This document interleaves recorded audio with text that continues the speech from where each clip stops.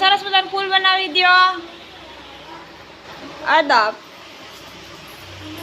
પાણીને કલર હોય, પાણીને આકાર હોય તો આપણે પાણી જેમાં નાખીએ એવો આકાર પાણી લઈ લઈ ને. આ કેવો આકાર છે? તો આપણે આમાં પાણી નાખીએ તો પાણીનો આકાર કેવો થઈ ગયો? થઈ ગયો ને લંબચોરસ. આ કેવો આકાર છે? તો આપણે આમાં પાણી નાખ્યું તો કેવો આકાર થઈ ગયો પાણીનો?